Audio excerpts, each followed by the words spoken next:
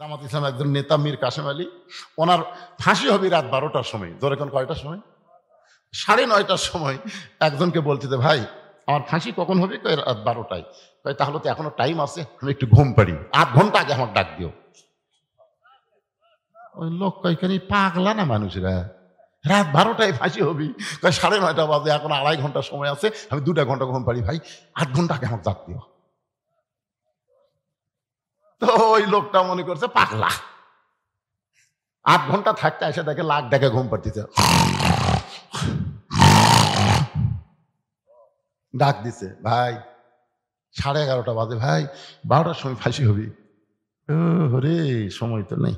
অজু করে 2 রাকাত নামাজ পড়ে বলছে চলেন যাই। না না এখনো সময় হয়নি, চলেন যাই, আস্তে ধীরে যাই। আরে ফাঁসির মঞ্চে যাচ্ছে, তারপরেও বলতেছে চলেন যাই। ফাঁসির আগে ঘুম পারলো, 2 রাকাত নামাজ পড়ে যখন ফাঁসির মঞ্চে যায়, বুঝবার পারতেছে আমি অন্যায় করি নাই, বিনা অপরাধ আমাকে ফাঁসি দেওয়া হচ্ছে, আসলে মরতেছি না, আল্লাহ 8টা জান্নাতের দরজা আমার জন্য খুলে ধরতেছে। এই জন্য আল্লাহ কোরআনে বলেছেন, আল্লাহ রাস্তায় যাদেরকে হত্যা করা হয় তাদেরকে তোমরা মৃত্যু বলো না, আমি আল্লাহ বলতেছি তারা জীবিত। আসলে যাইতে হবে। ও স্বামী, আমি আমার বাবার মুখে শুনেছি কিয়ামত পর্যন্ত আপনার চাইতে জ্ঞানী কোনো ব্যক্তি দ্বিতীয়ত দুনিয়াতে কেউ আসবে না। আপনারা বলেন তো, জাকির নায়েক কন আর সাইদি হুজুর কন আর যতগুলো আলেম কন, মিজানুর রহমান কন, আলীর মতন জ্ঞানী কেউ কিয়ামত পর্যন্ত দুনিয়াতে আসবে? কেমনে বুঝলেন? আল্লাহ রাসূল বলেছেন, আনা মাদিনাতুল ইলমে ওয়া আলিউ বাবুহা, আমি হচ্ছে ইলমের শহর, আলী হচ্ছে তার দরওয়াজা। জোরে কোন সুবহানাল্লাহ। ফাতেমা বলতেছে, আমি আমার বাবার মুখে শুনেছি আলী আসাদুল্লাহিল গালিব, কিয়ামত পর্যন্ত আলীর মতন শক্তিশালী বীর এই পৃথিবীতে আর কেউ আসবে না। সুবহানাল্লাহ কোন না জ্ঞান? তাহলে জ্ঞানীর দিক দিয়ে হযরত আলী কয় নম্বর? শক্তির দিক দিয়ে। আর মরার কথা শুনে আপনি এরকম পড়লেন, আপনি তো মূর্খ না। কারণ শিক্ষিত মানুষ মাত্রই জানে আসলে যাওয়া লাগবে, মরার কথা শুনলে সে চিন্তাই করবে না। কারণ আমরা দুনিয়াতে তো থাকার জন্য আসিনি ভাই, আমরা তো যাওয়ার কথা বলে যাচ্ছি। জোরে কোন কথা ঠিক কিনা? আমরা আল্লাহ কি বলছি, দুনিয়ার যে আমরা 5 তলা 7 তলা করে আর আসবো না আল্লাহ, এ কথা কইছি। তা আসার পরে আপনি খালি বারবার রড দেখতেছেন। কি দেখতেছে ভাই? নিয়ত আছে 6 তলা, বারে 5 তলা হচ্ছে, রড ধার করে তুলছি, আর 1টা তালা। 2 ফেরেশতা কয়, শয়তান যতই তুই 5 তলা দেখ, তোর ঘর হলো নিচতলা। নিচতলা, 1 তলা না, 1 তলা না, নিচতলা। কি বুঝতেছেন? যাওয়ার কথা মনে আছে? ফাতেমা বলে, স্বামী গো, এমন করে আপনি কাঁদবেন না, কারণ দুনিয়া থাকার জায়গা না, আসলে যাইতে হবে। ওগো স্বামী, আজকে গভীর রাত্রে যখন আমার মৃত্যু হবে, মরার পরে 3টা চাওয়া আপনার কাছে। কয়টা? আলী কান্দার বলে, ফাতেমা দুনিয়াতে গরিব ছিলাম বলে তুমি কিছুই চাইলা না। আপনার বলেন তো, হযরত আলী ধনী ছিল না গরিব ছিল? কেমন গরিব? একজন বলতেছে খুব গরিব। হযরত আলীর জীবনী পড়েন, জীবনে পড়েন তিনি কেমন গরিব ছিল। আরে নবীর সামনে এসে দাঁড়িয়ে থাকতো, আল্লাহ রাসূল বলতেন, আলী খিদে লাগছে, বলে যদি আপনি বোঝেন। রাসূল বলে খাওয়া নাই। খাওয়া নাই যেই রাসূল কইছে, আলীর 1 মুহূর্ত থাকেনি, না খায় ঘুম পাড়ছে। আল্লাহ নবী বলে খাওয়া আছে, আলী খায়, না থাকলে না খায়। যখন ফাতেমার বিয়ের বয়স হলো, নবীর চোখের মধ্যে পানি। আল্লাহ বলে, হাবিব কেন কাঁদতেছেন? বলে, আমার খাদিজা বিবি যখন দুনিয়া থেকে বিদায় নেয়, তখন ফাতেমার হাতে আমাকে ন্যস্ত করেছে। মা খাদিজা যখন চলে গেছে, যাওয়ার সময় ফাতেমাকে ডাক দিয়ে বলছে, মা আমি তো চলে যাচ্ছি, আমি থাকা অবস্থায় তোর বাবার দেখাশোনা করছি, কিন্তু আমি চলে গেলে কে দেখবে মা? ফাতেমা বলতেছে, মা আপনি কি বলতে চান? খাদিজা বলে, ফাতেমা তোমার বাবার দায়িত্ব আমি তোমার হাতে দিয়ে গেলাম। আল্লাহ বলে, হাবিব আপনার যেই ফাতেমা আপনার দায়িত্ব নিয়েছে, সেই ফাতেমাকে আপনি দূরে বিয়ে দিয়ে থাকতে পারবেন? নবী বলে, আল্লাহ, আমার কাছে তেমন কোনো যোগ্য পাত্র তো আমি দেখি না। আল্লাহ বলে, চোখের সামনে ঘুর ঘুর করে, চোখের সামনে। নবী কয়, কে রে? আমার চোখের সামনে কে ঘরে রে? দেখে মাথা তুলে দেখে আলী খাড়ায় আছে। রাসূল কয়, আল্লাহ, কাল গরিব কেউ নেই রে।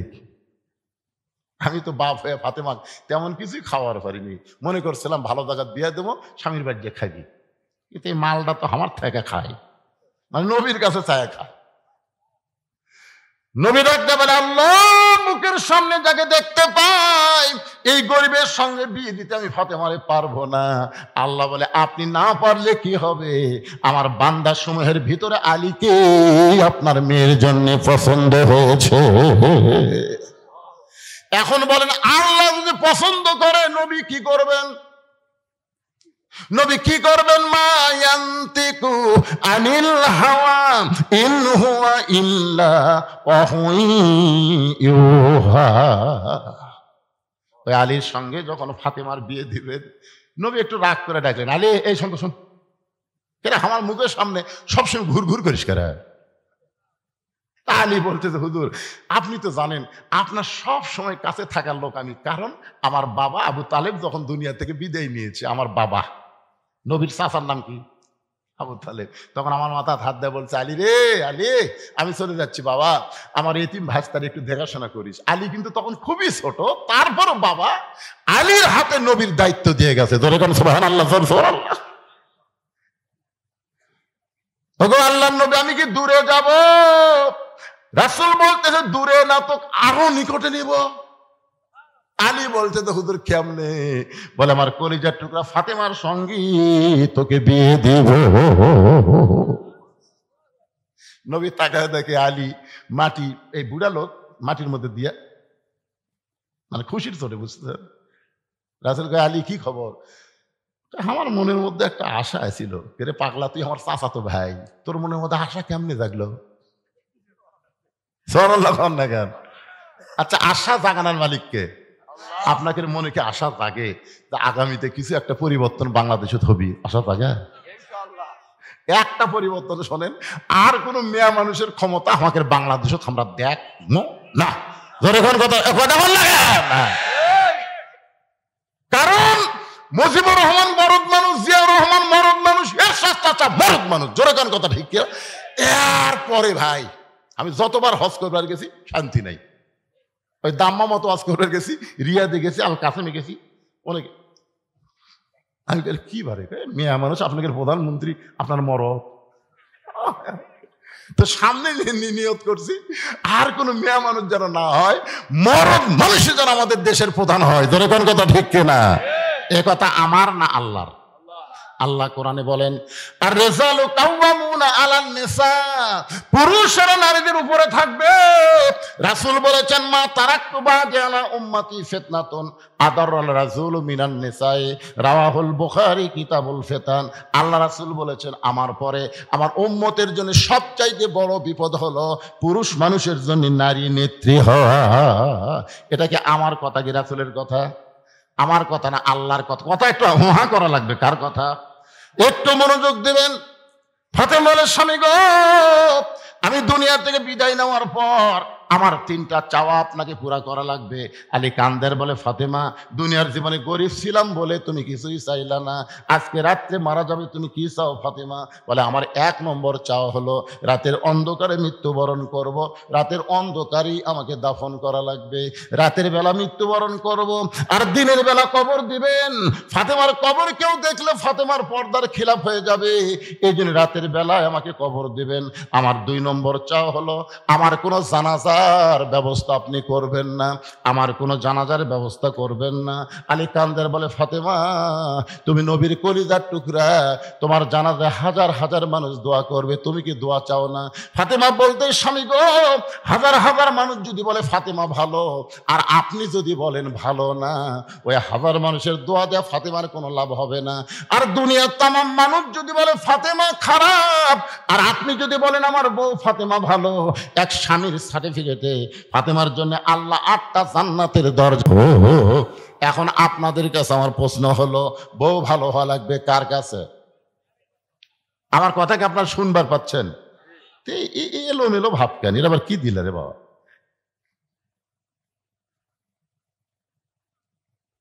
আচ্ছা আচ্ছা আচ্ছা, ঠিক আছে। মসজিদের ভিত্তি স্থাপন করা হবে। না না না, অসুবিধা নেই। আপনারা যদি টাকা না দেন মসজিদ হবেই, বিশ্বাস করেন। মসজিদ ইব্রাহিম আলাইহিস সালামের যখন বাঁচলো না, কাবাখানটি তৈরি করার জন্য বাঁচলো, তখন বলতেছে আল্লাহ যে সামান্য যে পাথরের কুটাকুটি বাঁচলো, এটা কি করবো? ছিটা দাও। ইব্রাহিম আলাইহিস সালাম ছিটা দিল। তো এখন বলতেছে আল্লাহ আমি মানুষে কদ্দুর ছিটা দিলাম। আল্লাহ কয় তুমি খালি মারছে আর আমি সব জায়গা ফেলে দিছি। পৃথিবীর যে জায়গা ওই পাথরের একটা পড়ছে, সেই জায়গাতে একটা আল্লাহর ঘর হবি ইনশাআল্লাহ। আপনাকে এটা এখানে পড়ছে দেখে তো মসজিদ হচ্ছে। এখন যদি ভাঙ্গা নতুন করে করবার চান, আপনারা যদি নাও দেন তাও মসজিদ হবি ইনশাআল্লাহ। ধরে করেন ইনশাআল্লাহ হবি। আপনারা দানের কথা শোনা লাভ দিয়ে উঠবেন না। এই দানের কথা শোনা লাভ দিয়ে উঠবেন না। প্যারালাইসিস হয়ে আপনি মরবেন। আপনি বইয়ের হাতে গুড়ি খাবেন, বেটার বউ আপনাকে লাগতে দিই। হ্যাঁ, এই শালা বুড়া মরে না ঘেরে। আর বউ কবি কিছুই করার পারে না, এক খামাখা সেবা করে আমার লাভ কি? সত্যি বিশ্বাস করেন, এই ওয়াজ শুনতে শুনতে যদি লাভ দেওয়া ওঠে, আপনাদের প্যারালাইসিস হবি, এই ব্যাপারে কোনো সন্দেহ নেই। মসজিদের দান বাক্স মুখের সামনে দিয়ে যায়, যাইকে যায় না, কথাখান যাইকে যায় না, যায় না। আপনার মুখের সামনে দান বাক্স আসে না? এ বা কথা কন্দে আসে না? আপনি তখন কি হিসাব করেন? পকেটে 500 টাকার একটা লোট আছে, 200 টাকা আছে, 100 টাকাও আছে, কিন্তু 10 টাকা নাই। আপনি দেখতেছেন 500, 200, 110 টাকা নাই। তখন আপনি কি করেন? এই 3টা লোটের মধ্যে একটা লোট দেন। এমন জোরে মারছেন যে 4 জন পার হয়ে গেছে। ওরা 4 জন কিন্তু আপনার মারাতে বেদার হয়নি। ওরা বলতেছে ডাইরেক্ট তোর হাতত বল আছে রে। তখন 2 কান্দের ফেরেশতা কয় আল্লাহ আল্লাহ, ও আল্লাহ আল্লাহ। আল্লাহ কয় কি রে? কয় এই শালার কান্দত আমি থাকবো না। আল্লাহ বলে কেন? বলে থাকে লেখমুখী, তার পকেট ভরার টাকা থুয়ে তোমার দান বাক্স ঠেলা মারছে, এর লেখমুখী, এর তো লেখার আমি খুঁজে পাচ্ছি না। তখন আল্লাহ বলতেছে তোরা লেখ যে দান বাক্স ঠেলা মারলো, ওই দান বাক্স ঠেলা মারেনি, ওরা জীবন থেকে ওই জান্নাতক ঠেলা মারছে। তা আপনারা মসজিদের কথা শুনলে যদি লাভ দা ওঠেন, ওঠেন। ঘর কার? একটা কথা খেয়াল করবেন, এটা কোনো মানুষের ঘর না, ঘর হচ্ছে আমার আল্লাহর। জোরে বলেন ঘর কার? আরো জোরে বলেন ঘর কার? আপনি বেশি দেবেন না পারলেও 10 টাকা হলে আপনি দিবেন, এই নিয়ত আপনাকে করতে হবে। আপনার জীবনের শেষ দান হতে পারে। জোরে কোন কথা ঠিক কিনা? হতে পারে। আমি এখানে আসার পরে আমাকে বলছে হুজুর আপনি একটু গামছার কালেকশন করে তারপরে ওয়াজ করেন। আমি বললাম না, আমি কিছুক্ষণ ওয়াজ করি। এমনি আমার আগেকার বক্তা কালেকশন করতেছিল, আমি আসে আবার শুরু করে দেই। এরা মনে করি বক্তা গুলি আছে টাকা আদায়ের জন্য। এই জন্য চিটা পাতানো আমি তুলে দিছি। এখানে অনেক চিটা পাতান আসলো না, ওই দেখেন ফাঁক ফুক আছে, ওরা কিন্তু চিটা পাতান। ধানের মধ্যে চিটা পাতান থাকে না? আপনি কি সবগুলোই ধান? একজন বলতেছে বিশাল ধানের টিপ, আর একজন বলতেছে পাগলা ধানের মধ্যে চিটা পাতান আছে রে। কেমনে বোঝা দেবে? বাতাস দে, বাতাস দে। বড় একটা ফ্যান দিয়ে বাতাস দিয়েছে, ধানগুলা সব এটি পড়ে আর চিটা পাতান উড়ে উড়ে চলে যায়। তখন বলে এত চিটা পাতান কি কর্ম? সব ঝাড় দিয়ে হাসালত নিয়ে যা, ভিতরে দে, মাল ভিতরে দে। আর এই ধানগুলা সব কান্দত করে গোলার তোল। এখানে যারা বসে আছেন দানাদার ধানের মতন, আর যারা চলে গেছে চিটা পাতান, আল্লাহর ঘরের দরকার নাই। জোরে কোনো কথা ঠিক কিনা? তুই হাসালের চুলের যাবি, তুই জাহান্নামের মধ্যে ঢুকবি। এই জন্য মুমিনদের একটা বৈশিষ্ট্য হলো আল্লাহ দেওয়া রিজিক থেকে, সম্পদ থেকে আল্লাহ রাস্তায় দান করা। আল্লাহ কোরআনে বলেছেন ওমা তুনফিকু মিন শাইইন ফি সাবিলিল্লাহি ওয়াফা ইলাইকুম ওয়া আনতুম লা তুযলামুন। এই দাড়িশন দক্ষিণ পাড়ার কারা কারা আছে হাত তোলেন তো। দাড়িশন দক্ষিণ পাড়ার কে রে? ওই দুটো আবার খাড়া হয়ে পিছনে, ওরা তো বসেনি। এবারে আপনারা দাড়িশনের দক্ষিণ পাড়া কেউ নাই? নাই, আসলেই নাই। আচ্ছা দাড়িশোন দক্ষিণ পাড়ার বাহিরে কারা কারা আছেন তারা একটা হাত তোলেন তো, যারা বাইরে কারে? আচ্ছা সব লোকই বাহিরের। আচ্ছা বাহিরের যারা আছেন আপনারা কি চাচ্ছেন যে এই দক্ষিণ পাড়ার মসজিদটা ভাঙ্গিয়া নতুন করে আবার মসজিদ হোক? এটাকে আপনারা চান? কারণ পৃথিবীর যেখানে আল্লাহর ঘর থাক, ঘর কার? আপনার পাড়া তো। আর দাড়িশোন দক্ষিণ পাড়া যেখানে আল্লাহর ঘর থাকবে বুঝবেন এটা আল্লাহরই ঘর। তো এখন গ্রামের লোক যে কেন আসলো না আল্লাহ ভালো জানে। এই ধারের যারা বসে আছে আপনারা বাহিরের, সব বাহিরের। এ বাগানে কয়টা আবার যায় কে? এই সময় যায় কেউ? তোমরা কি মনে করতেছে আমি গেল আদায় করবে যাচ্ছি? ওয়াজ কর্ম রে পাগলারা। একজন নারী কর্মী কেমন হওয়া লাগবে? কোরআন দিয়ে যখন বাংলাদেশ চলবে আমাদের মেয়েরা পরিমণি হবে না ফাতেমা হবে।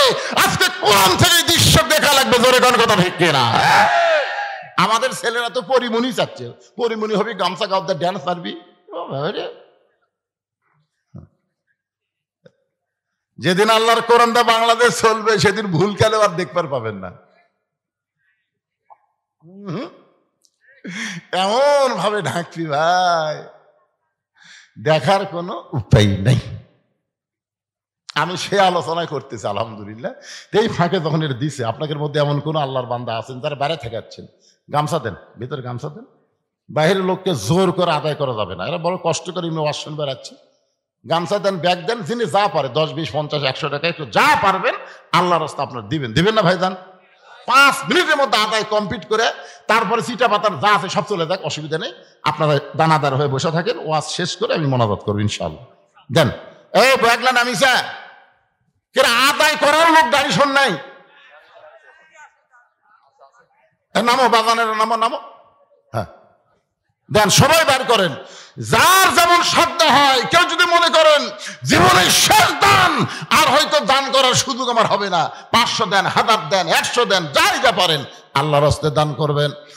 আর কেউ যদি বাকি দেন, আমার এখন মসজিদের ভিত্তি নতুন করে স্থাপন হবে। কেউ যদি মনে করেন হুজুর আমার বাড়ি অন্য পাড়ায় হলে কি হবে, আমি দাড়িশোন দক্ষিণ পাড়ার মসজিদে 10 বস্তা সিমেন্ট দিব, 2000 টাকা দিব, 5 বস্তা সিমেন্ট দিব, 2 বস্তা সিমেন্ট দিব, তাহলে এখানে লেখা দিবার পারবেন। এখানে কাগজ কলম আছে, হইচই না করে আপনারা কেউ সুন্দরভাবে আদায় করেন বাবা, হইচই না করে। এই তো কাগজ কলম নিয়ে এসে মিন্টু, সরাবাড়ির মিন্টু, আপনার বাড়ি সরাবাড়ি, সরাবাড়ির মিন্টু 1000 টাকা দান করেছে আল্লাহর ঘরে। আল্লাহ মিন্টুর দানকে আল্লাহ আপনি কবুল করেন। আল্লাহ নেক নিয়ত নেক আশা পুরা করেন, আল্লাহুম্মা আমিন। আপনাদের মনে এরকম কারো দয়া হয় যে আমরা দক্ষিণ পাড়ার দাড়িশোন দক্ষিণ পাড়ার মসজিদে আমি একটা 1000 টাকা দেবো, 2 বস্তা সিমেন্ট দেবো, যদি এরকম মন কারো চায় তাহলে এখানে সে লিখে দেবার পারেন। দুনিয়ারই সম্পদ দুনিয়াতে রবে, ফকির হয়ে মানুষ কবরেতে যাবে। বাবা কান্দে মা কান্দে কবরেতে শুইয়া, দেখলি না রে দরদের বেটা একবারও আসিয়া। হ্যাঁ সুবল 500 সরাবাড়ি থেকে সুবল 500 টাকা দান করেছে। আল্লাহ দানকে কবুল করেন। লিল্লাহি তাকবীর। আজকের মাহফিলের সম্মানিত সভাপতি রাশেদুল ইসলাম ও সহসভাপতি রাশেদুল ইসলাম 10,000 টাকা ধরে বলেন মারহাবা।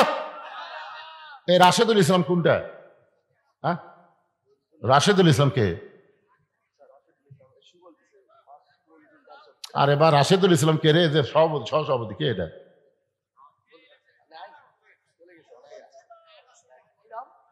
আপনি কি সভাপতি? আপনি একটা কোন 40,000 দিবস আছেন না? আজকের মাহফিলের সভাপতি 40,000 টাকা দিবেন, বলেন মারহাবা বলেন। এ বসেন না কেন, বসেন না কেন, যাই চলে যায় দেখ। আপনার একটু সামনের দিকে আসেন তো, আসেন আসেন। মহিলা প্যান্ডেলে কে আদায় করবে? যাওয়া লাগবে। বিশ্বস্ত লোক আবার এই দিক দিয়ে টাকা তুলে আর একদিক দিয়ে আউট হবেই চলবে না।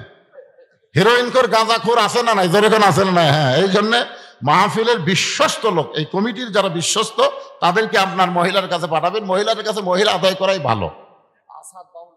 আসাদ বামনপাড়ার 2000, দেখেন এই পাড়ার লোকের এখন পর্যন্ত দিচ্ছে না।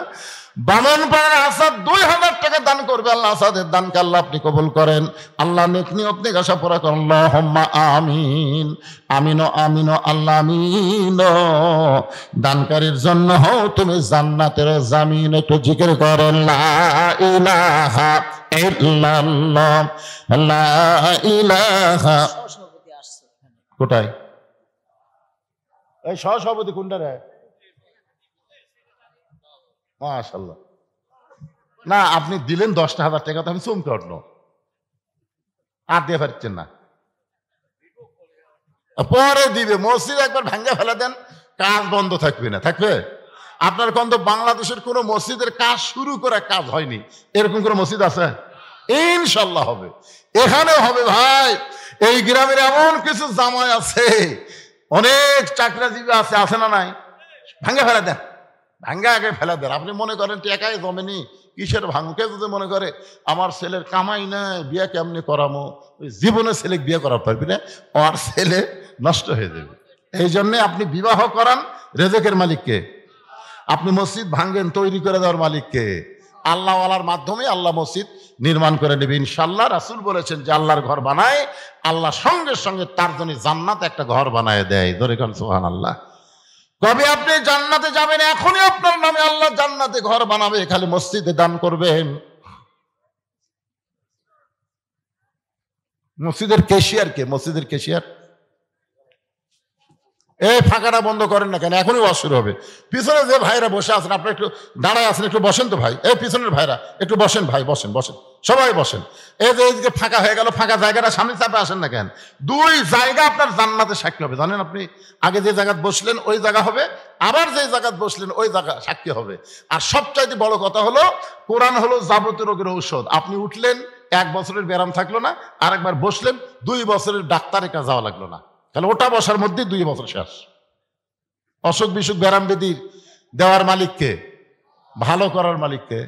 আল্লাহ কোরআনকে বলেছেন, অনুনাজ্জিলু মিনাল কুরআনি মা হুয়া শিফাউ ওয়া রাহমাতুল লিল মুমিনিন। এই কোরআনকে যাবতীয় রোগের ঔষধ হিসেবে মুমিনদের জন্য আল্লাহ নাজিল করেছেন।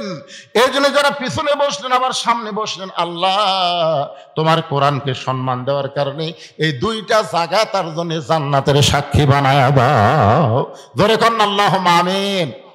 এদিকে একটু ফাঁকা আছে ভাই, জানার একটু লড়াচড়া করেন, দেখেন শরীরের মধ্যে ক্লান্তি দূর করে দিবে আল্লাহ। এই কোরআন দিয়ে আপনার ভিতরের ক্লান্তি সব দূর করে দিবে। আর যারা পিছনে দাঁড়ায় আছেন, এই সুযোগে আপনার একটু বসেন, কারণ দাঁড়ায় যদি সারা বছর ওয়াজ শোনেন একটা সওয়াবও পাবেন না। কারণ দাঁড়ানোর মধ্যে কোনো আদবি নেই, দাঁড়ানোর মধ্যে হলো চরম বেয়াদবি। ধরে কোন কথা ঠিক কিনা? হ্যাঁ হ্যাঁ, এই জন্যে আপনারা বসেন বসেন। এখন চলে আসি মূল আলোচনায়। ইজা আসাবাতুহুম মুসিবাতুন ক্বালু ইন্না লিল্লাহি ওয়া ইন্না ইলাইহি রাজিউন। আপনাদের মনে আছে না, ভুলে গেছেন? ইজা মানে যখন, আসাবাতুহুম মুসিবা, তোমাদের উপরে বিপদ আপদ মুসিবত আসবে, ক্বালু তখন তোমরা বলবা ইন্না লিল্লাহি ওয়া ইন্না ইলাইহি রাজিউন।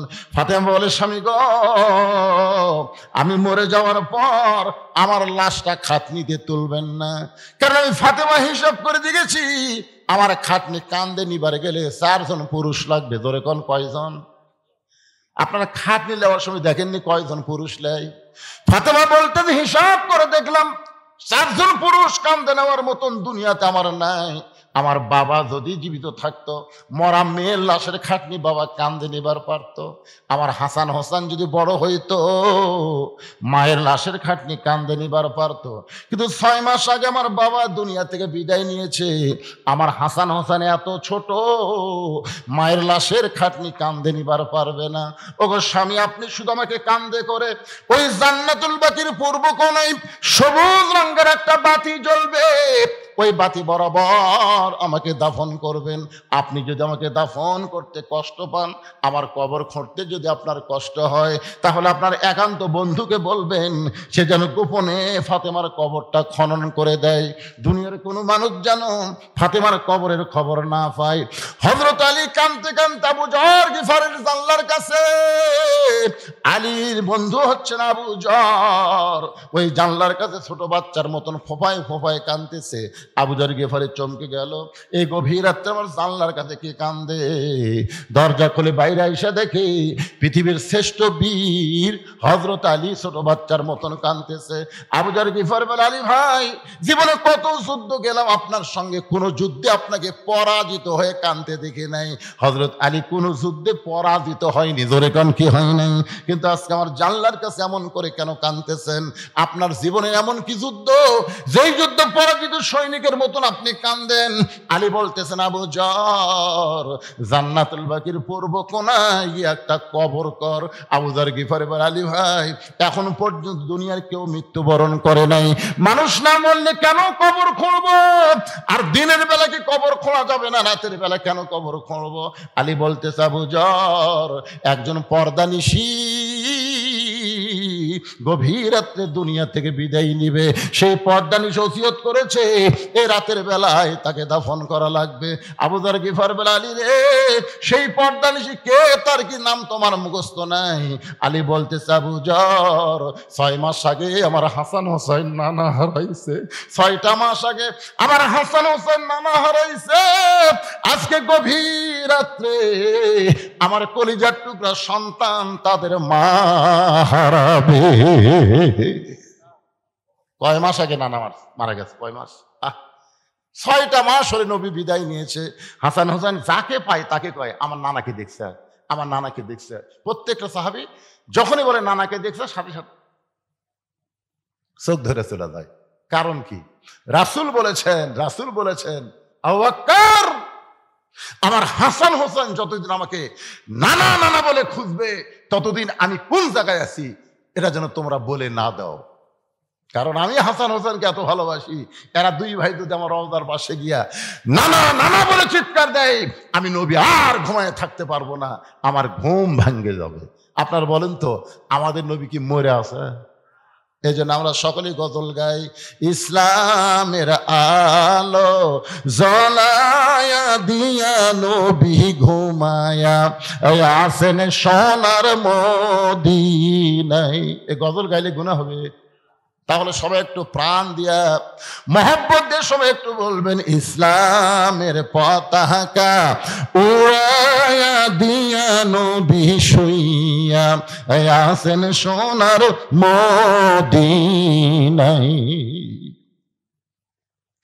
আবু যর বলতে, আলী ভাই, নানা চলে গেছে 6 মাস আগে, তোমার 2টা সন্তানকে তুমি সামাল দিবার পারতেছ না। আজকে রাত্রেবেলা যদি মা চলে যায়, তাহলে তোমার 2টা সন্তানকে তুমি কেমনে সামাল দিবা? আলী বলতেছে, আবু যর, পরের কথা পরে চিন্তা করা যাবে, যা একটা কবর কর। আবু যর গিফারি কোদাল নিয়ে জান্নাতুল বাকির পূর্ব কোনায় গিয়ে দেখে সবুজ রঙের একটা বাতি জ্বলতেছে, যেই বাতির কোনো তার নাই, যেই বাতির কোনো সুইচ নাই, বিনা তারে বিনা সুইচ আমার আল্লাহ তাআলা অটোমেটিক একটা বাতি জ্বলাওয়া দিছে। সুবহানাল্লাহ কন্যা ঘর মনে মনে খুশি হন যে অন্ধকার কবরে যাবেন, জানলা নাই, দরজা নাই, বালিশ নাই, বিছানা নাই, অন্ধকার কবরে কেমনে থাকবো? বিনা তারে যদি আল্লাহ বাতি জ্বালাবার পরে আমাদের কবরে আল্লাহ বাতি জ্বালায় দিবে। জোরে কান কথা ঠিক কিনা কথা বলেন? কি মনে করতেছেন আপনার কবর হবে না ভাই? আপনার কবর হবে জান্নাতের বাগান। জোরে কান কিসের বাগান?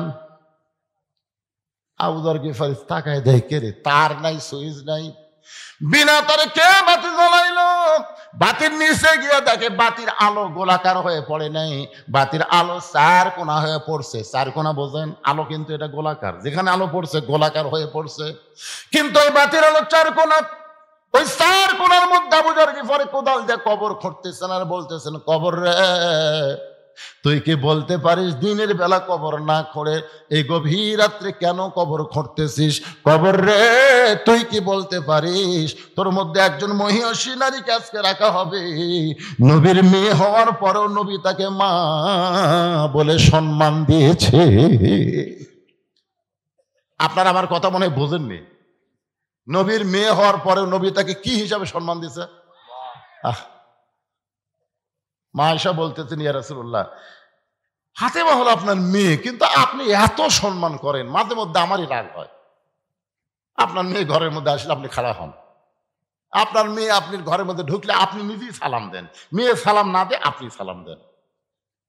একটা বাবা কোনোদিন মেয়ের সাথে এমন করে? আল্লাহ রাসূল বলেন, আয়েশা তুমি জানো না তো, তুমি জানো না ফাতেমা শুধু আমার মেয়ে না, ফাতেমা হলো আমার মা। ধরে খান সুবহানাল্লাহ। আয়েশা বলে, হুজুর কেমনে মা হলো? রাসূল বলে, আয়েশা তুমি কি তায়েফের খবর জানো? তুমি কি বলতে পারো তায়েফে আমার সঙ্গে কি ব্যবহার করা হয়েছিল? আয়েশা বলে, হুজুর আপনি না বললে আমি কেমনে বলতে পারবো? রাসূল বলে, আয়েশা তাহলে শোনো, আমার তায়েফের ঘটনার 1 মাস 2 মাস আগে আমার দরদের বিবি খাদিজা দুনিয়া থেকে বিদায় নিয়েছে। তায়েফের ঘটনার কয় মাস আগে? কোন ইতিহাসে লিখছে 1 মাস, করে লিখ 2 মাস। 2 মাস আগে দরদের বিবি খাদিজা দুনিয়া থেকে বিদায় নিয়েছে। রাসূল আমার তায়েফের কাছে গেলেন কলেমার দাওয়াত নিয়ে, এত পাথরের আঘাত করছেন, গোটা দেহ রক্ত, গোটা জামা রক্তে মেখে লাল হয়ে গেছে। রাসূল যখন মক্কায় ফেরত আসলেন তখন খাদিজাও নাই, নবীর চাচা আবু তালেবও নাই, নবীকে আদর সোহাগ করার মতন কেউ নেই। মাথা নিচু করে নবী যখন ঘরের মধ্যে বসে আছে এতিম অসহায়, এমন সময় নবীর 3টা মেয়ে ঘরের মধ্যে ঢুকছে, একসাথে 3 মেয়ে। এক মেয়ের নাম হলো কুলসুমা, একটা নাম হলো রোকেয়া, আর একটা নাম হলো জয়নাব। 3 মেয়ে ঢুকে বলতেছে, বাবা আপনি তাইফে কেন গেলেন? এই কয়দিন আগে আমাকে মা মারা গেছে, আপনি তাইফে কেন গেলেন? এই তাইফবাসীরা এত পাথর মারলো, আপনার গোটা দেহ রক্তাক্ত হয়ে গেল, এই কষ্ট আপনি কেমনে সহ্য করবেন? 3টা মেয়ে মেয়ের মতন কথা বলে যখন ঘর থেকে বাইরে যায়, রাসূল বলে, আয়েশা এমন সময় আমার মেয়ে ফাতেমা ঘরের মধ্যে ঢুকে দরজা বন্ধ করে দেয়। ফাতেমা ঘরের মধ্যে ঢুকে কি বন্ধ করে? দরজা বন্ধ করে দেয়। রাসূল বলে, ফাতেমা দরজা বন্ধ করলেন কেন? ফাতেমা বলতেছে, বাবা আমি শুনেছি আপনার কাছে ইব্রাহিম নবীর জন্য আল্লাহ নমরুদের আগুনের চুলা শান্তির বাগান বানায় দিছে, মুসা নবীর জন্য আল্লাহ সাগরকে রাস্তা বানায় দিছে, তাহলে আমার বাবার জন্য আল্লাহ তাইফের পাথর কেন তুলা বানাবার পারলো না? ও বাবা এই বছর আমার মা দুনিয়া থেকে বিদায় নিয়েছে। বাবা আপনার গোটা দেহে রক্ত, যদি আল্লাহর বাবা তাইফে যাইতো, তাইফবাসীরা যদি আল্লাহর বাবাকে পাথর মারতো, আপনি বলেন তো বাবা আল্লাহর কেমন লাগতো? আল্লাহর বাবা নাই, এই জন্য বাবার কষ্ট আল্লাহ বুঝবার পারে না, কিন্তু ফাতেমার বাবা আছে, এই কারণে ফাতেমা বুঝবার পারছে কত কষ্ট। বাবা বাবা গো, শিশুকালে মহিলা গেছে মা, গর্ভে থাকতে মরছে পিতায় আপনি চোখে দেখলেন না, কে করিবে লালন পালন, কে দিবে সান্ত্বনা, এই দুনিয়ার বড় এতিম নবী ছিলেন একজনা। ফাতেমা ঘরের দরজা খুলে বাইরে যায়। রাসূল বলে, আয়েশা রে আমি মনে করেছি আমার ফাতেমা পাগলি হয়ে গেছে। আমি তাকায় দেখি বারান্দার উনানে পানি গরম করতেছে, জয়তুনের তেল গরম করে আমার ঘরের মধ্যে ঢুকে দরজা বন্ধ করে দেয়। আমি বললাম, ফাতেমা তুই আবার কেন দরজা বন্ধ করলি মা? ফাতেমা বলে, বাবা সন্তান যখন বড় হবে ওই সন্তানকে গোসল করাতে গেলে দরজা খোলা রাখা চলবে না।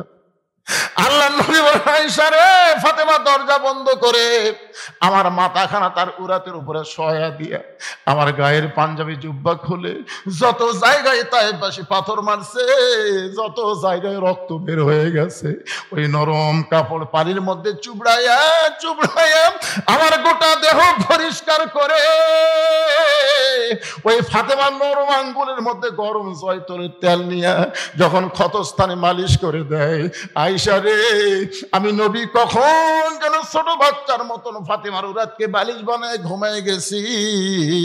ওই ঘুমের ঘরে স্বপ্নে দেখি আমার মামেনা আমার শেওরের পাশে দাঁড়ায় কাঁদতেছে।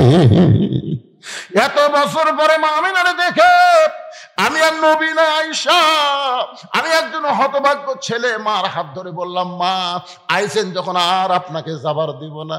আমার স্বপ্নকে বাস্তব মনে করে মা আমিনার হাতটা যখন চাইপা ধরছি, এমন সময় ফাতেমা আমার কপালে চুমা খায়, ফাতেমার চোখের পানি আমার চোখের মধ্যে ঢুকে আমার ঘুমটা ভাঙ্গা যায়। আমি রাসূল বললাম, ফাতেমা এইভাবে তুই কেন কাঁদতেছিস মা? ফাতেমা বলে, বাবা আপনি মনে হয় স্বপ্ন দেখছেন বাবা।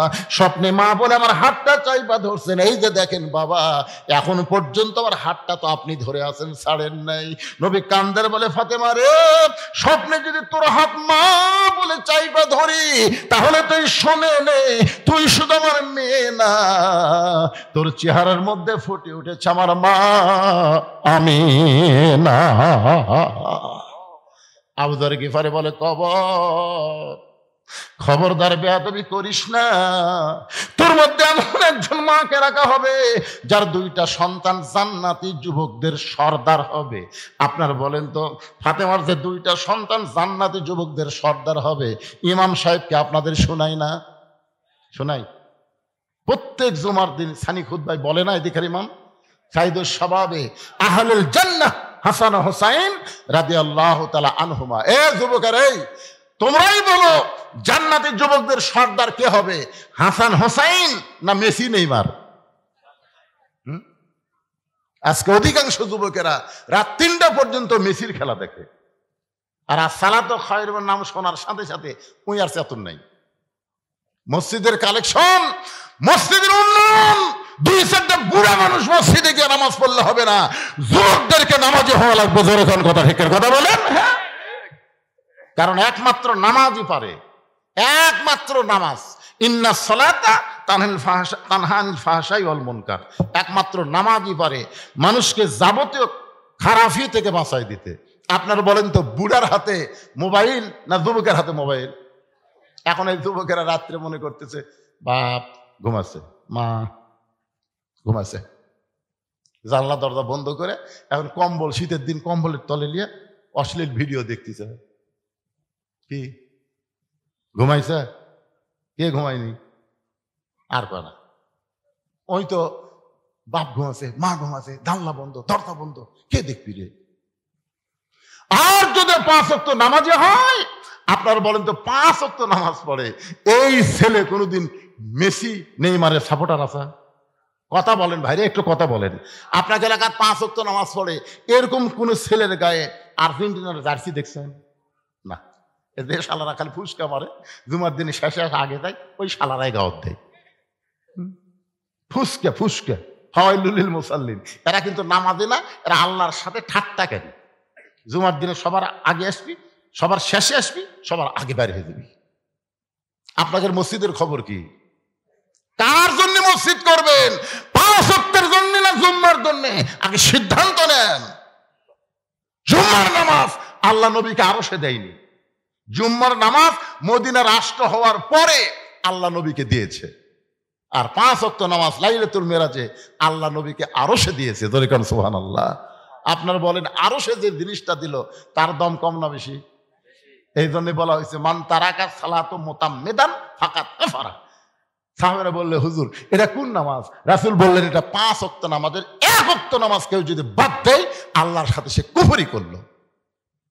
বাইনাল আবদি ওয়াল কুফরি তারকুস সালাত, বান্দার কাফেরের মধ্যে পৃথক করার জিনিসটার নামই হলো নামাজ। যে নামাজ পড়ে সে আল্লাহর বান্দা, যে নামাজ পড়বে না সে হলো কাফের। মসজিদের উন্নয়ন মানে কি? মসজিদ দোতলা করা।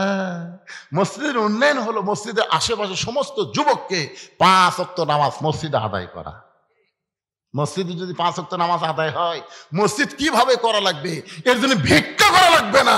প্রত্যেকটা মুসল্লি বাড়ি করার আগে মসজিদ তৈরি করবে। জোরে কথা, ঠিক কিনা?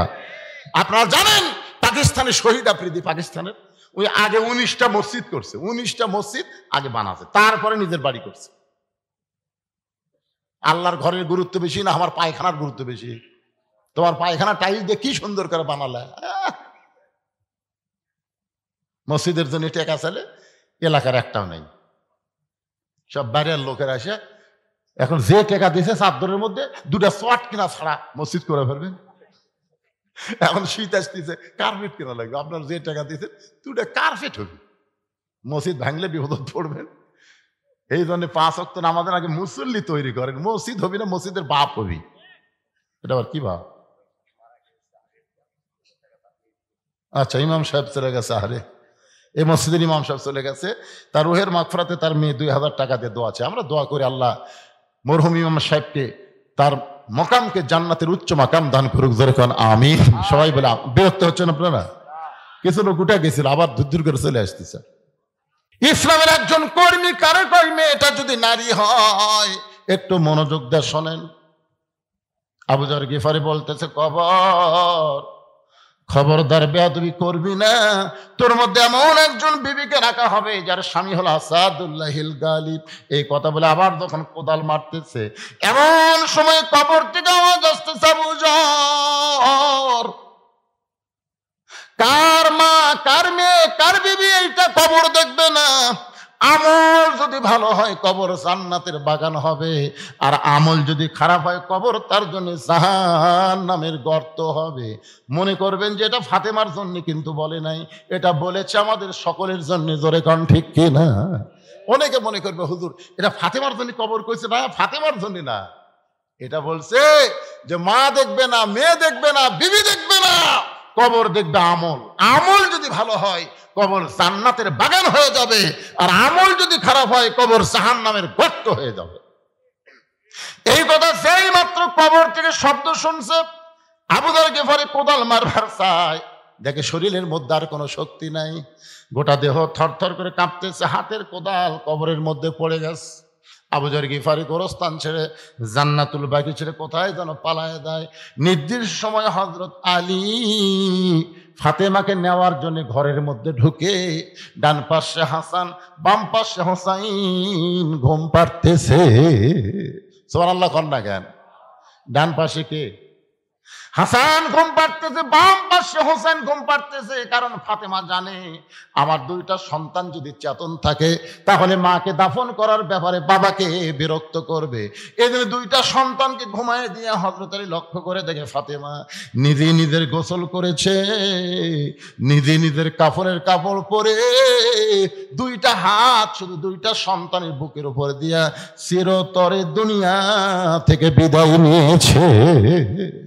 আমার মা এদের জন্য বলতেছে, মা ফাতেমাকে দুনিয়ার কেউ গোসল করায় দেয় নাই, নিজের গোসল নিজেই করেছে, নিজের কাপড়ের কাপড় নিজেই পরেছে। মা খাদিজা বলতেছে, ফাতেমা যখন আমার দুনিয়াতে ভূমিষ্ঠ হলো আমি কোনো প্রসব বেদনা পাই নাই, আমার কোনো কষ্ট হয় নাই। ফাতেমা আসার পরে তাকায় দেখি ফাতেমা 2টা হাত দিয়া তার নিজের ইজ্জত পর্যন্ত ঢেকে ধরেছে। আমি মা হইয়াও কোনোদিন ফাতেমার ইজ্জত দেখতে পারি নাই। জোরে বলো সুবহানাল্লাহ। অকরনা ফি বুয়ুতিকুন্না ওয়ালা তাবাররুজনা তাবাররুজাল জাহিলিয়াতিল উলা। নারী কর্মীর 1 নম্বর আমল হলো আল্লাহর ফরজ আইন পর্দাকে মেনে চলা। জোরে কোন কথা ঠিক কি না?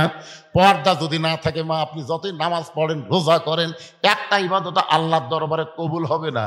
1 নম্বর নারী কর্মীর আমল হলো পর্দা। জোরে বলেন নাম কি? হযরত আলী ফাতেমাকে কাঁধে করে নিয়ে ওই জান্নাতুল বাকির পূর্ব কোণায় গেছে। আবু যর, আমি স্বামী হইয়া তার জন্য দোয়া করি, আল্লাহ গো ইসলামের 1 নম্বর নারী কর্মী রে তুমি কবুল করে নাও। এই কথা যেই মাত্র হযরত আলী আল্লাহকে বলেছে, তাকে দেখে সামনে কয়েকটা পুরাতন কবর দেখা যায়। এই মাত্র ফাতেমাকে কবর দিল, সেই নতুন কবর আর নাই, শুধু পুরাতন কবর। নতুন কবর কোথায়? গোটা জান্নাতুল বাকি হযরত আলী দৌড়ায় বলে, ফাতেমার কবর এখনই কবর দিলাম, সেই কবরটা গেল কোন জায়গায়?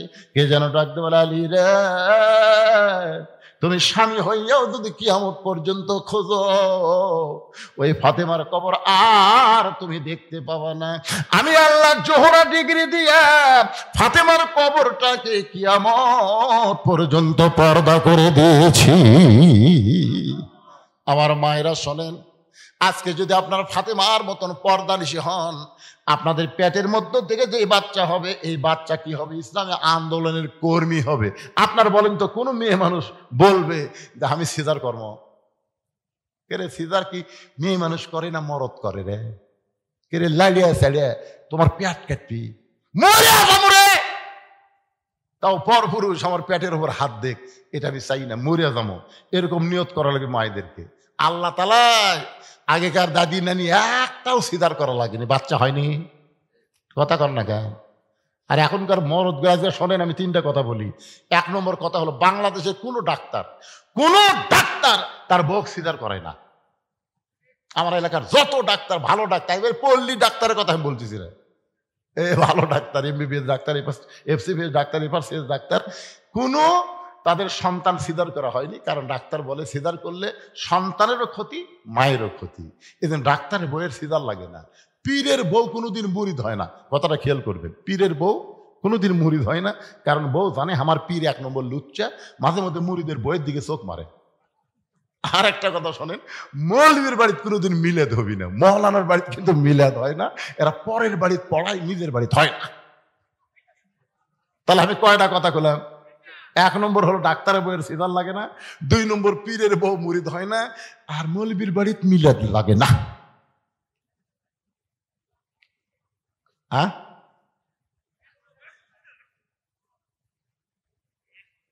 না ঠিক আছে। আপনার বলেন তো, সর্বপ্রথম আমাদের নবীর হাতে কে ঈমান গ্রহণ করছে? খাদিজা নবীর কে হয়? চিন্তা করছেন? পীরের হাতে বউ মুরিদ হয় না, আর নবীর হাতে সর্বপ্রথম বউ কলমা পড়ল। এই জন্য পীর ধরবেন না নবী ধরবেন? পীরের মধ্যে গোঁজামিল আছে ভাই, কিন্তু নবীর মধ্যে কোনো গোঁজামিল নাই। এই জন্য আল্লাহ বলেছেন আতিউল্লাহ আতিউর রাসূল। আল্লাহকে যদি পাইতে চাও, নবী ছাড়া পাওয়ার কোন রাস্তা নাই। জোরে কোন কথা ঠিক কিনা? দেখেন আয়াতটা খেয়াল করেন, ও আতিউ উলিল আমরি মিনকুম, তা কিন্তু আল্লাহ বলেনি।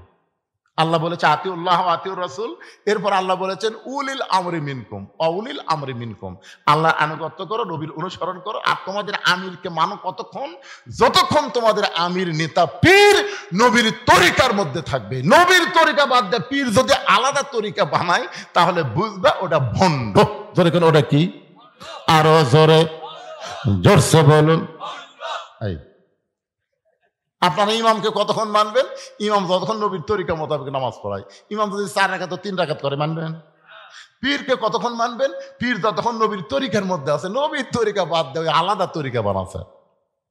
আমার দয়াল বাবার দরবারেতে কেউ ফিরে না খালি হাতে।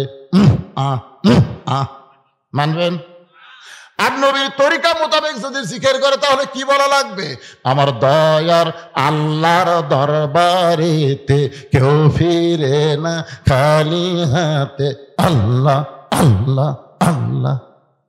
কোনটা করবেন, বাবা না আল্লাহ?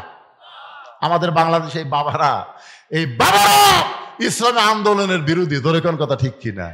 সর্বশেষ কথা, ইন্না লিল্লাহি ওয়া ইন্না ইলাইহি রাজিউন। সবচাইতে বড় বিপদ, এই কোরআনের আইন বাংলাদেশে চালু হোক, এটা 3 শ্রেণীর লোক বিরুদ্ধচারণ করবে। কয় শ্রেণীর? এরা চাবে না, এরা কোনো সময় চাবে না যে বাংলাদেশ আল্লাহর কোরআন দিয়ে চলুক। আপনার দেখেন তো আপনার এলাকাতে 3 শ্রেণী আছে কেন? এক নম্বর হলো ফেরাউনি গোষ্ঠী। আবু জেহেলের শাসন যারা চায়, তারা কোরআনের শাসন কোনোদিনও চাবে না। জোরে কোন কথা ঠিক কিনা? এখন আপনারা দেখেন তো এরকম কেউ আছে কিনা। 2 নম্বর হলো পুঁজিপতি, যারা সুদ খায়, সুদ ভিত্তিক সমাজ চায়, তারা কোনোদিন যাকাত ভিত্তিক সমাজের পক্ষে থাকবে না। জোরে কোন ঠিক কিনা? কোরআনের আইন চালু হলে সুদকে কবর দেওয়া হবে, যাকাত দিয়ে অর্থনীতি চলবে। জোরে কোন কথা ঠিক? কথা বলেন ভাই। তাহলে কয়টা গেল? আর একটা হলো ধর্ম লিয়া যারা ব্যবসা করতে চায়। বাবার দরবার আছে না নাই? ওরা কোনোদিনও চাবে না যে কোরআন দিয়ে বাংলাদেশ চলুক, কোরআন দিয়ে রাষ্ট্র চললে একটা ভণ্ডের দরবার থাকবে না। জোরে কোন কথা ঠিক করে বলেন। এরা লাঠি লিয়া হোক, টেকা দিয়া হোক, যেভাবেই হোক, এরা আগামীতে কোরআনের বিরুদ্ধচারণ করবে। আপনার এলাকা তো আছে, দেখবেন। আবু জেহেলের নেতৃত্ব যারা চায়, মুহাম্মদ সাল্লাল্লাহু আলাইহি ওয়াসাল্লামের নেতৃত্ব যারা চায় না তারা কোনোদিন কোরআনে আইনও হবে না। আল্লাহ পাক আজকে এই বিশাল মাহফিল যারা কষ্ট করে খুব খাটাখাটনি করে টপ টপ করে নেওয়ার পড়তেছে, এরপরেও আল্লাহর যে সমস্ত বান্দাদেরকে শেষ পর্যন্ত আল্লাহ কবুল করেছেন, আমি আপনাদের নিয়ে একটা মোনাজাত করব। কি লাভ দিয়ে উঠলেন কেন এই 2-3 জন? না না না, আপনারা কি মনে করতেছেন এই মোনাজাতের দাম নাই? এটা অনেকে পছন্দ করে না। আপনারা কি সেই গ্রুপ আছেন? না না না, মোনাজাতের নাম হলো মাথারে পাগল। মাথা যদি না থাকে, এদের মাথা ছাড়া মজিবর, এরা জানে। ও শোনেননি মাথা ছাড়া মজিবর? হ্যাঁ, শেষে হবেন মাথা ছাড়া। এই জন্য আমরা সবাই মোনাজাত আর দোয়া মুখলিবাত, আমরা সবাই মোনাজাত করব। যারা কষ্ট করে মেহনত করে আজকের এই জান্নাতের বাগান লাগাইছে, আল্লাহ পাক সকল কি কবুল করুক। আস্তাগফিরুল্লাহ পড়েন, আস্তাগফিরুল্লাহ আস্তাগফিরুল্লাহ রব্বি মিন কুল্লি জামমি ওয়া তুবু ইলাই লা হাওলা ওয়ালা কুওয়াতা ইল্লা বিল্লাহিল আলিয়্যিল আযীম। আল্লাহুম্মা সাল্লি আলা মুহাম্মাদ, আল্লাহুম্মা বারিক আলা মুহাম্মাদ, আল্লাহুম্মা সাল্লি আলা সাইয়্যিদিনা মুহাম্মাদ। আল্লাহুম্মা আমিন। আল্লাহুম্মা আনতাস সালাম ওয়া মিনকাস সালাম তাবারাকতা ইয়া যাল জালালি ওয়াল ইকরাম। আল্লাহ টপ টপ করে নিয়র পড়তেছে। আল্লাহ তোমার বান্দারা শীতের ভিতর আরামের বাড়ি ঘুমকে বাদ দিয়া কোরআন হাদিসের মহব্বত নিয়ে এই জান্নাতের বাগানে বসে বসে কোরআন হাদিস আলোচনা শোনার শেষে আমি গুনাহগারের সঙ্গে রহমতের দরজায় ফকির হয়ে দোকানে হাত তুলেছি। আল্লাহ মেহেরবানি করে আজকের মাহফিল আমাদের সকলের হিদায়াতের জন্য, নাজাতের জন্য, জান্নাতের জন্য আল্লাহ কবুল করো। এই মাহফিলের শুরু থেকে শেষ পর্যন্ত যত আলোচনা হয়েছে আল্লাহর মধ্যে যদি ত্রুটি হয়, ভুল হয়, মাফ করে দাও। এর যা হাদিয়া মঞ্জুর করো সোনার মদিনায় নবী পাকের রওজা মুবারকে আল্লাহ কবুল করে নাও। তামাম আম্বিয়াই কেরাম, আসহাবে কেরাম, তাবিন কেরাম, তাবা তাবিন কেরাম, আউলিয়া কেরাম, পীর মাশায়েখ, বুজুর্গানি কেরাম, তামাম পৃথিবীর মাটির নিচে মুমিন মুমিনা শুয়া সাল্লাম সকলের আরওয়াহ পরে হাদিয়া কবুল করো। আমরা যারা হাত তুলেছি আমাদের জনম দুঃখনী মা যাদের কবরে গেছে, আল্লাহ মেহেরবানি করে মায়ের কবর জান্নাতের টুকরা বানায়া দাও। বাবার বাড়ি ঘর সবই আছে, এতিম করে থুই আমাদের বাবা যাদের কবরে চলে গেছে, আল্লাহ মেহেরবানি করে বাবার কবরকে জান্নাতের টুকরা বানিয়ে দাও। আমাদের দাদা দাদি, নানা নানা, আত্মীয় স্বজন, শ্বশুর শাশুড়ি যাদের কবরে গেছে, আল্লাহ কবরবাসীদের তুমি মাফ করে দাও।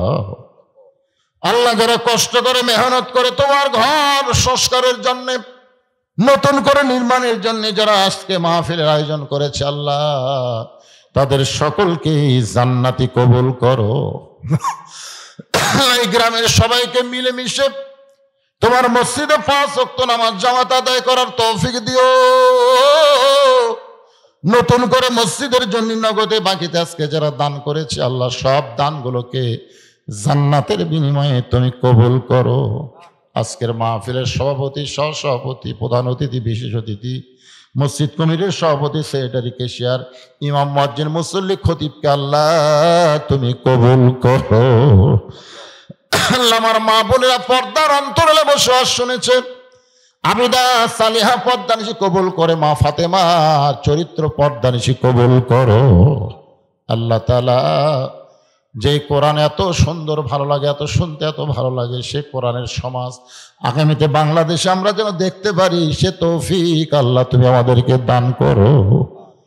আসার সময় একজন বলেছে, হুজুর আমি বিয়ে শাদী করছি, অনেকদিন হয়ে গেল, আমার বাচ্চা কাচ্চা হয় না, একটু দোয়া করবেন। আল্লাহ আমরা দোয়া করি, আল্লাহ মায়ের কোলে একটা সন্তান দিও, বাবার অন্তরে আল্লাহ বাচ্চা দিয়ে তুমি শান্তি দিও। অসুস্থ যারা আছে, আল্লাহ আমি অসুস্থ, আমার মতো অসুস্থ অবস্থায় হাত তুলেছে, আল্লাহ সুস্থতার নিয়ামত দান করো। আল্লাহ যুবকদেরকে 5 ওয়াক্ত নামাজ জামাত আদায় করার তৌফিক দিও। আলেম ওলামা অনেকে হাত তুলেছে, আল্লাহ যার 2 হাত পছন্দ করো সেই 2 হাতের উসিলায় আজকের মাহফিল কবুল করো। একটা মিনিট শুধু খেয়াল করেন, কত মানুষের জানাজার নামাজ আমরা পড়েছি, এই দুই হাত দিয়া কত কবরে আমরা মাটি দিয়েছি। আমরা মরে যাব, আমরা সবাই মরে যাব। যেদিন আমাদের মৃত্যু হবে, দিনটা যেন জুমার দিন হয়, মাসটা যেন রমজান মাস হয়, ইমানের সাথে ইজ্জতের সাথে দুনিয়া থেকে বিদায় নেওয়ার সময় আমাদের জবানে তুমি জারি করে দিও লা ইলাহা ইল্লাল্লাহু মুহাম্মাদুর রাসূলুল্লাহ সাল্লাল্লাহু